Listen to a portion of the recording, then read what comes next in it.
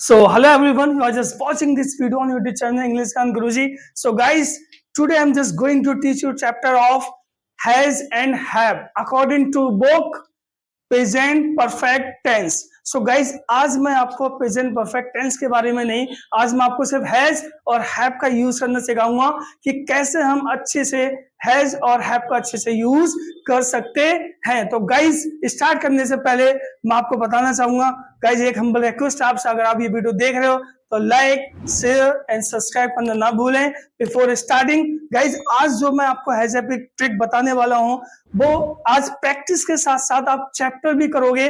Guys हम YouTube पे देखते हैं कि कहीं ना कहीं हमें चैप्टर्स तो बहुत सारे मिल जाते हैं, बहुत सारे हजारों लाखों चैप्टर्स में आपको मिल जाएंगे हैज हैव के, बट साथ में हमें प्रैक्टिस नहीं मिलती है। तो आज ये चैप्टर सीखोगे प्रैक्टिस के साथ में, और हैज हैव का कैसे हमें अच्छे से यूज करना है वो सारी चीजें मैं आपको बताऊंगा।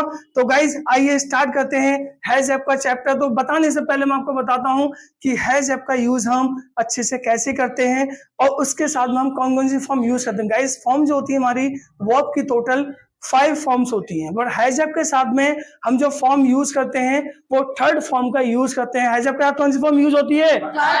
कौन सी फॉर्म यूज होती है? कौन सी फॉर्म यूज होती है? तो गाइस जाना आपने कि हैज हैव के साथ में कौन सी फॉर्म यूज करनी है? Third form. थर्ड फॉर्म का हमें यूज कैसे करना, जैसे कि एग्जांपल के थर्ड फॉर्म बताता हूं। गो क्या है हमारी फर्स्ट फॉर्म है, और उसकी सेकंड फॉर्म होती है वेंट, और थर्ड फॉर्म होती है गो की गॉन। तो हैज हैव के साथ हम कौन सी फॉर्म यूज करेंगे? Third form gone, right.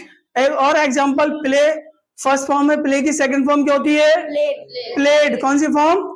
और थर्ड फॉर्म? Third form. तो हम थर्ड फॉर्म से ही आज सेंटेंस को बनाएंगे, और इसका जो मेथड है वो सिंपली अगर बुक का वर्ड हम देखते हैं तो सब्जेक्ट प्लस हैज और हैव उन दोनों में से कोई भी आ सकता है, फिर वर्ब की थर्ड फॉर्म प्लस ऑब्जेक्ट हमें ये यूज करना होता है।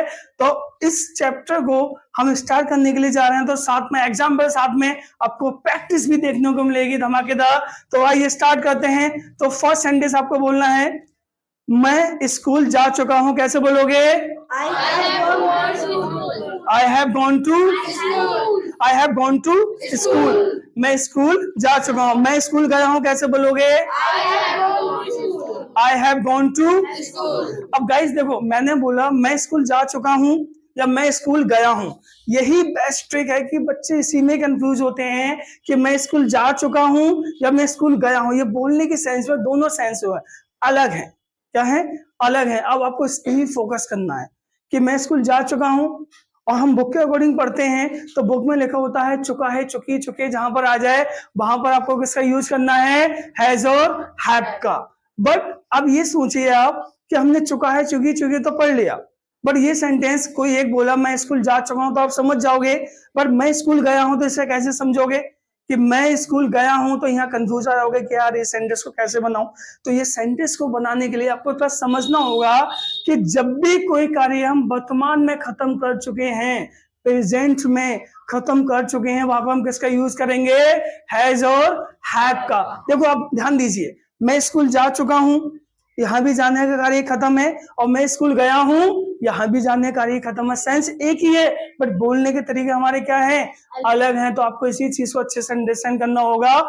जैसे उसने उसे गाली दी है, तो वो गाली दे चुका है ना, तो सेंस वही है, या वह उसे गाली दे चुका है या उसने उसे गाली दी है, तो सेंस एक ही है, बट बोलने की ट्रिक जो है हमारी अलग है। पर हमें समझना पड़ेगा कि हैज हैव का जो यूज है वो हमारी सेंस के आगे कार्य खत्म करना।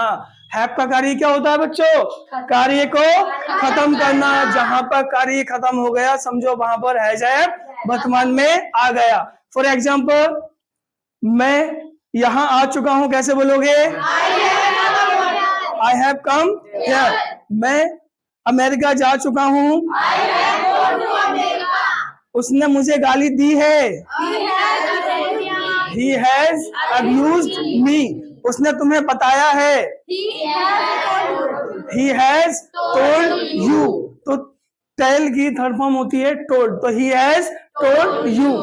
उसने आज सारा काम कर लिया है। कैसे बोलोगे? He has completed all his work. वह ऑफिस जा चुका है, he has gone to office। वह यहाँ आ चुका है, he has come here।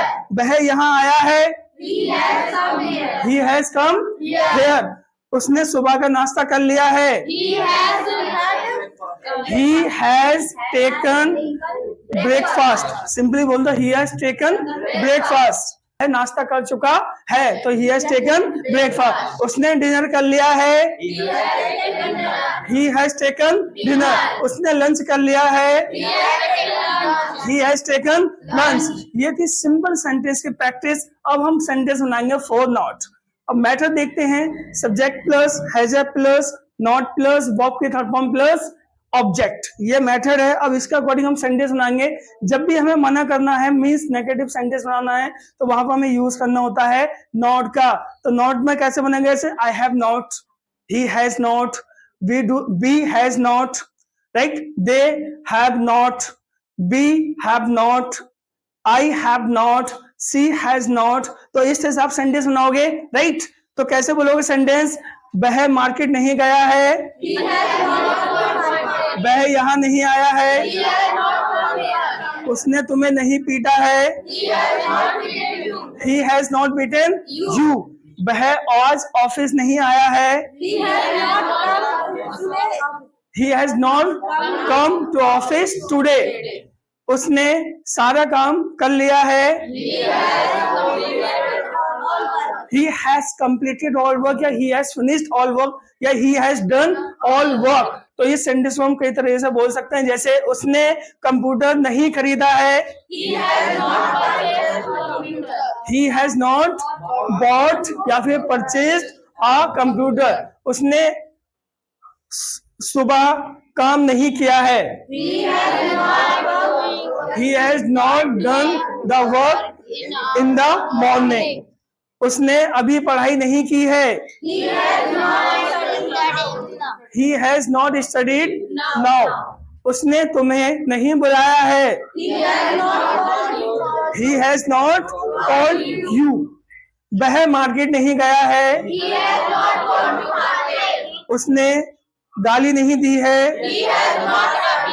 उसने नया मोबाइल नहीं खरीदा है,